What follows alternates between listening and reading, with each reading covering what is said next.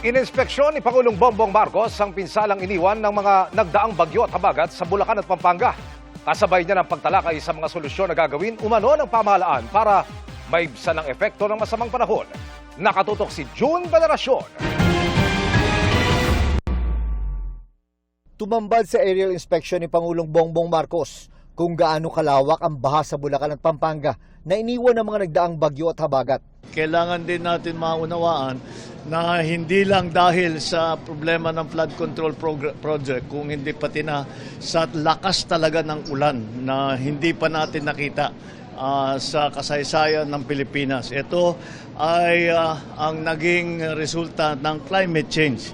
Binisita ng Pangulo ang kalagayan ng mga lumikas na residente sa Bacoor, Pampanga. Tinignan din ang pamimigay ng ayuda. Karamihan po sa mga tao namin dito is gusto na pong umuwi sa kanilang mga pamilya, sa kanilang mga kabahayan upang makapaglinis na po sana at makapagsimula po ng bagong buhay ulit. Mula Bacolor, nagtungo ang Pangulo sa provincial capital sa San Fernando para sa situation briefing, hindi lang tungkol sa Pampanga, kundi sa iba pang probinsya sa Central Luzon. Nasa 1 milyong individual kasi ang apektado roon dahil sa patuloy na pagbaha sa Pampanga.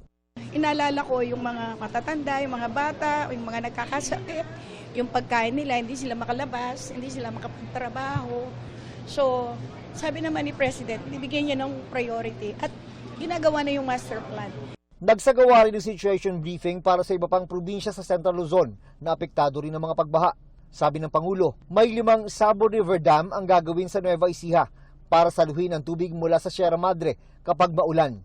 Yan ay makakatulong para bawasan ang bilis ng pagbaba ng tubig, mabawasan ang siltation at makakapag-ipon pa tayo ng tubig para gamitin for household use, industrial, for irrigation sa agrikultura. Yung Sabo Dam po kasi magkakaroon ng drop yung tubig natin. So alam niyo no, physics, pag nagkaroon ng drop, hihina po yung velocity ng tubig natin. Ang long-term solution naman na masusi ngayong sumasailalim sa feasibility study ay ang Manila Bay Coastal Defense. Plano nito ang pagtatayo ng nasa 100 kilometers na dike bilang proteksyon sa mga coastal towns sa Central Luzon. Isang napakahabang dike mula Metro Manila, mula Magabon na Botas hanggang Pilar sa Bataan, no, na magkocross ng Manila Bay. Na magiging kalye din yan at diking mataas.